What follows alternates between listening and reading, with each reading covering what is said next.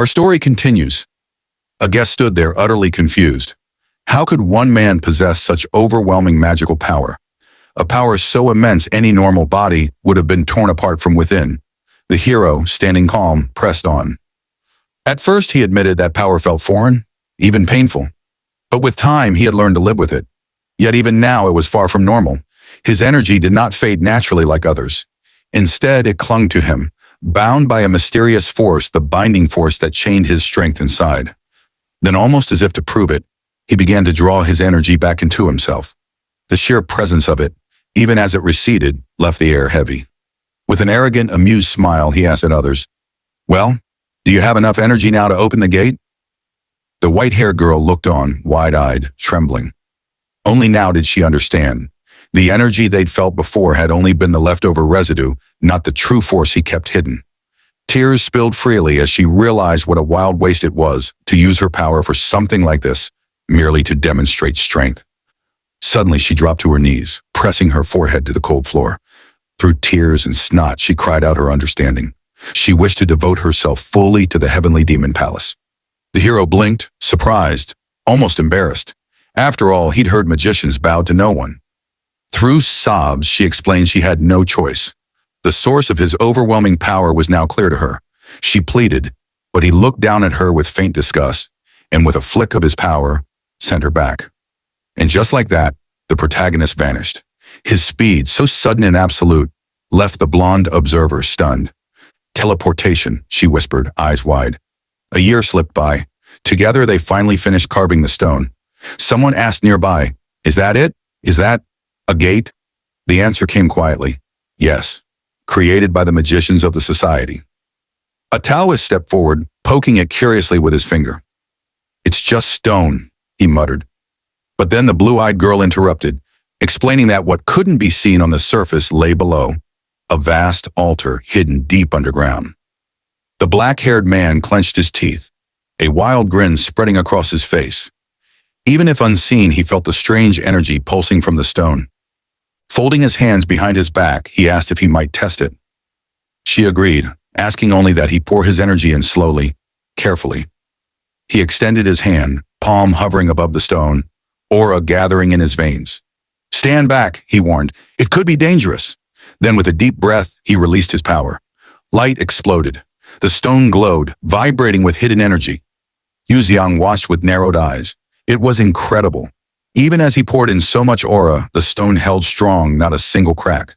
"It hurts my pride," he admitted quietly, his eyes flashing. The Taoist's gaze glowed blue. He pressed harder, pouring more and more aura into the altar. The magicians raised shields, fearing for their safety, while their leader struggled to believe so much power was truly required just to open the gate. Suddenly cracks snaked across the redstone surface. Light poured out, dazzlingly bright. Then with a final surge, the stone split apart. At its center floated another, smaller stone, blazing brilliantly and releasing raw energy.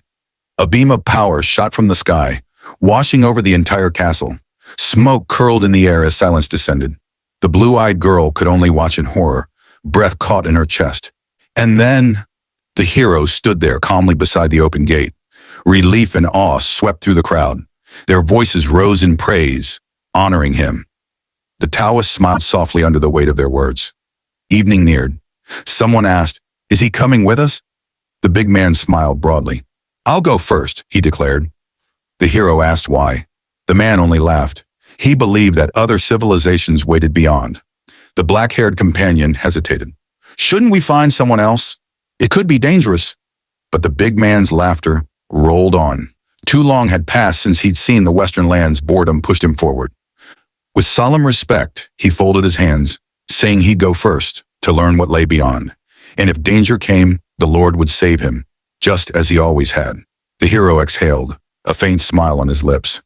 "Go then." And so the red-eyed man stepped through the portal. His humility and restraint had earned the respect of the entire heavenly demon palace. Alongside the three great leaders, he had stood by the Lord to the very end. Without hesitation, he vanished into the unknown. Watching his back, the hero whispered silently, "Come home safely." But the years stretched on, 10 years, and the man did not return.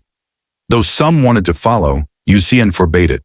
If even he had fallen, what hope did weaker men have? The hero turned to drink. Sitting alone, bottle in hand, he spoke to the wind. Do you remember when we fought side by side, laughed together, cried together? Another 80 years passed in quiet torment. At last he knelt beside a lonely tombstone, one among many. What's the point of living when everyone leaves? He whispered through tears. What joy is there in being left alone? He threw the empty bottle aside. No new graves had appeared in decades. Hands folded behind his back, he stepped toward the ancient portal. It's time to build something new, he whispered. Energy curled around him, gathering, swirling into a towering spiral. In a flash, the hero disappeared, and that day the heavenly demon palace lost its master.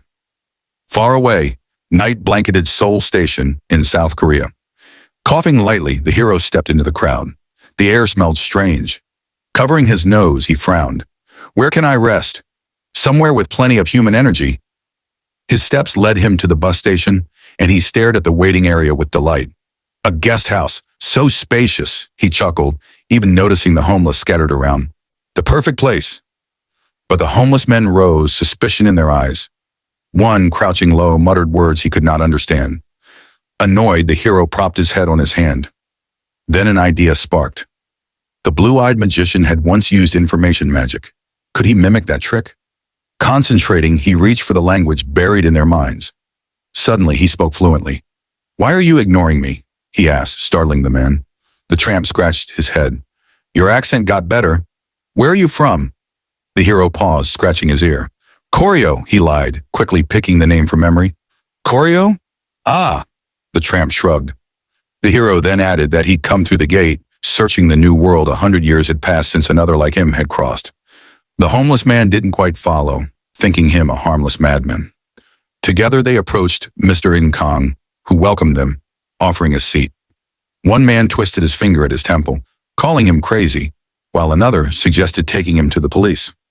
The hero's eyes flashed, he could read their thoughts. That glimpse let him speak calmly, even as suspicion buzzed around him. Kong invited him to sit, asking if he had a headache. The hero, hand raised, claimed dizziness, though truly his strength had drained. Even the best magicians struggled to read more than 2 minds at once. To read 5 was too taxing. The old man asked his name. At first the hero began to speak his true name but stopped. One who, he said finally. The old man studied him. Sounds Chinese. How old are you? The hero shrugged. Stop counting after 100. A drink was poured. One who raised the glass and for the first time in decades tasted soju. Warmth flooded him, eyes shining. Is there even better drink? He asked eagerly. The homeless around him laughed. That's the cheapest stuff there is. The hero grinned at the crumpled glass. So if you get money, the drink gets better? They admitted even they didn't know how to earn quick money. Then someone joked, why not go into the gate and awaken? That's the fastest way. One man added that someone at the station had done exactly that. Now he drove fancy cars. One who asked what they were waiting for, but the bespectacled man snapped that guys like them wouldn't get such a chance. Gate? One who repeated, intrigued. The others explained that gates had appeared everywhere, yet nobody knew who opened them. His mind raced. If I could only open one, who opened several? They asked what he'd done before, and one who began his tale. Once, a prince of Goryeo. The listeners nearly choked on their soju. Soldiers rebelled, the royal family slaughtered. Only he escaped, sold into slavery, then raised as a weapon in the secret destruction squad. When the demonic cult dissolved, those weapons were marked for death. Only 3 survived, Sandram, Yizhang, and himself. Together they took revenge and built the heavenly demon palace, which ruled the Min dynasty. The homeless gawked, half believing, half laughing, but one who bristled. This was no fairy tale. This was survival. A man in a Panama hat brought out beer and soju, calling it yin and yang. The Taoist pretended not to care but drooled at the sight.